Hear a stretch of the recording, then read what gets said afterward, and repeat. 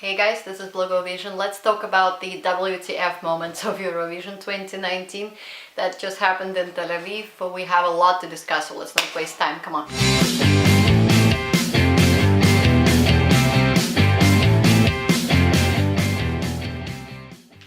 So everybody's talking these days about the biggest thing that happened recently. It's that the EBU had corrected the results of their voting scores from Belarus to other countries.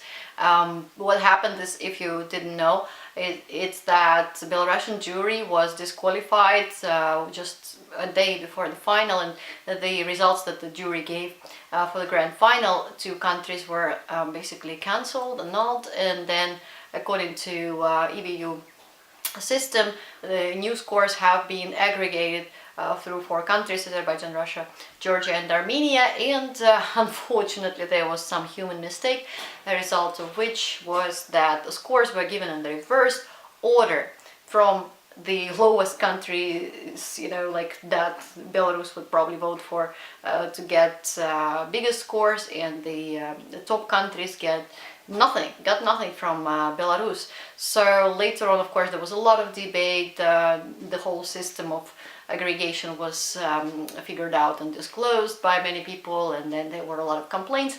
As a result, the EBU has changed it, but unfortunately what happened then was quite a mess. What happened is that a lot of countries, except the top four, went down in this list. Many countries went up in this list.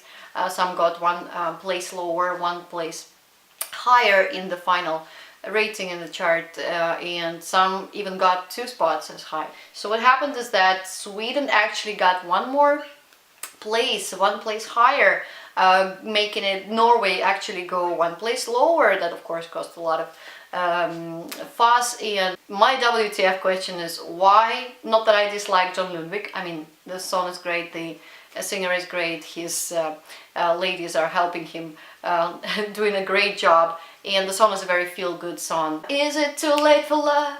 Is it too late for love? Hear me.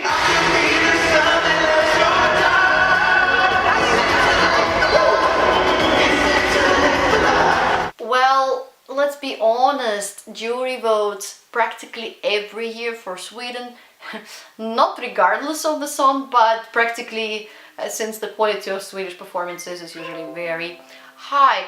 The result is that judges probably have so much attachment, so many links to Sweden, that they anyway put Sweden onto the first spots of their jury votes. And that's another thing we have to talk about. I mean, previously we thought that it was between, this tag between the Netherlands and Sweden, when we saw that final picture of Sweden getting nervous, John Lundvik, and Duncan Lawrence also hoping that he had won the whole thing. And then it actually turns out that because of this EBU corrected votes from Belarus, North Macedonia was jury's #1 pick. What the fuck?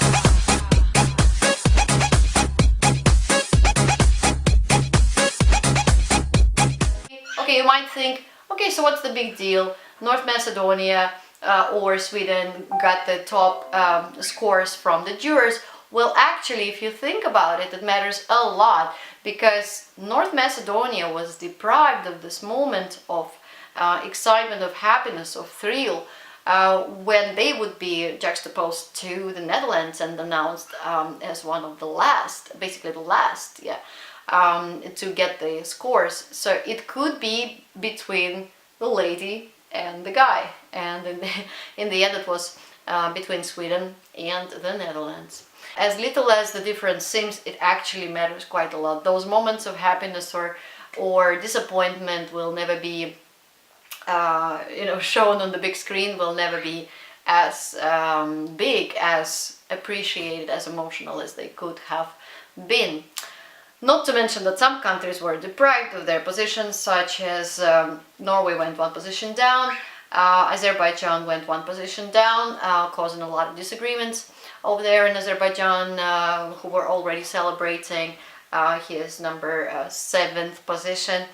Now they went down to the 8th. I even heard that there is some court case, that Azerbaijan is launching some court case against the EBU for the whole mess. but what is it gonna lead to? Nothing. Slovenia went 2 positions down, while Malta went 2 positions higher.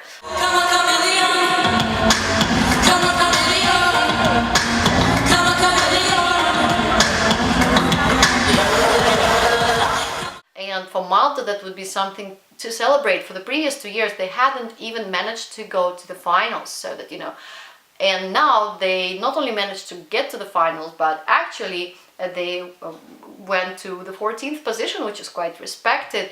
Originally in the show, we saw that they got the 16th. Well, I'm sorry, Michaela Pac did not happen to witness how the Belarusian jury appointed her 12 points for Belarus, according to EBU's opinion, went to Malta. If we move further on, what happened is that France went 2 positions down. There were so many, according to this new corrected result, there were so many hopes for Bilal Hassani to get higher, much higher, get to top 10 of this competition, sometimes even predicted as top 5 or top 3. And what do we see? He actually lands, after the whole corrected results, on the 16th position, even though in the contest it was said he was the 14th. A WTF moment connected to that, though, is that San Marino went even 1 position higher and now lands on the 19th position of the final ranking of the grand final. Serhat, baby, I respect you a lot as a master of the puzzle of Eurovision, but at the same time I cannot actually relate to the fact that we are now talking about Estonia, Greece, Catherine Dushka, Spain, Miki, as well as Israel, Belarus, Germany and the United Kingdom came all after Serhat in the ranking. Whoa. Well, the WTF moment also has it, well, rumor has it that Serhat didn't play a fair game and, well, had his, let's say, helpers and supporters to help him be pushed to qualify to the final. How does this even, it doesn't fit into my head. How did Serhat land in top 10 of people voting in the semi-final?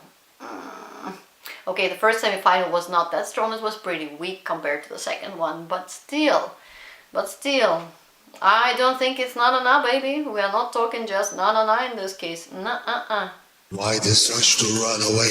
Things will be alright. Say na-na-na. When I got this all the way, say na-na-na. There's a light for you that makes this na-na-na. One WTF moment I want to discuss with you guys is that staging related moment. Spain's Miki had quite a memorable, bright fireworks, colorful performance.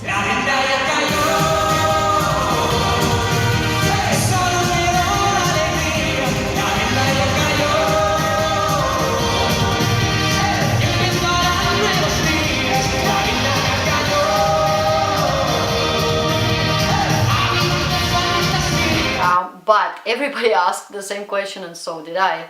What the hell was that mannequin, that huge, I can't even say mannequin, it looked more like a monster, something, a giant, I don't know, Frankenstein call it, yeah, which appears in the middle of the whole thing and disappears before the end of the song, led by many people, very awkwardly, and all he did in the end was sort of just stand, and the camera showed as if the house was moving. I didn't get it, many people didn't get it. Yeah, I don't know, maybe Spain has an unlimited amount of money to invest into the performance and they simply didn't know what else this performance needed to make it look party style, but they sort of killed the party instead of highlighting it. I'm sorry, but Spain should have used this money for something way more effective and necessary.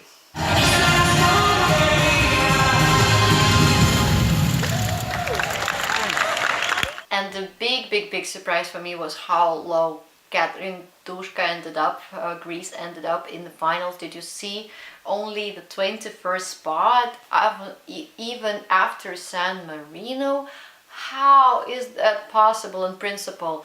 She was actually predicted to win the whole semi-final by votes, and then predicted to be at least top 10 material or top 12, okay, I give it, but not the 20-something spot. How could the judges, how could people not appreciate this voice as much as Na Na Na, for example? I mean, I honestly have no words. This was one of the most loved music videos, one of the most high quality original outstanding music videos.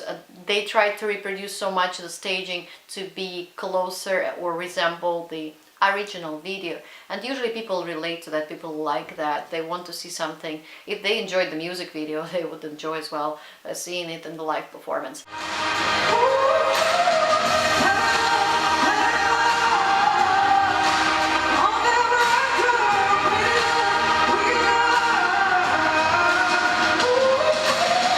Yes, vocally she did not stand out as strongly as in the music video. Somehow maybe she sounded a bit, just, you know, the effect was a bit less, a bit smaller, you know, than what we saw in the music video.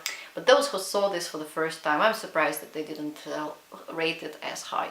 And finally, the WTF moment, I cannot admit, I cannot pass it. It's how low Belarus and Zina ended in the final. She deserved to be so much higher than that. She's a great vocalist. She has everything from appearance to this connection to the public, delivery, dance, choreography, a catchy song, a catchy chorus. Everything was there. Just to remind you, I don't give up. I don't give up. I always try. It's not like it. It's not like it. Let me mean it. Your heart's gonna like it. It's gonna like it. Let's break the rules. Yes, those who actually managed to follow the lyrics on the screens where they were watching it, the televoters probably did not appreciate so much sort of an empty lyric. And she's only 16, I think this factor did not work in her favor. These are some of the WTF moments that blow my mind. Which moments blow your mind? Tell us please in the votes, in the in the comments down there. Thank you so much for watching. Thanks for following. Stay with us, subscribe, yes, and do not forget to put the notification bell right there so that you know when the new videos come out. Stay with us and stay with Blogovision and Tiana, and see you next year at next Eurovision in the Netherlands. Doei!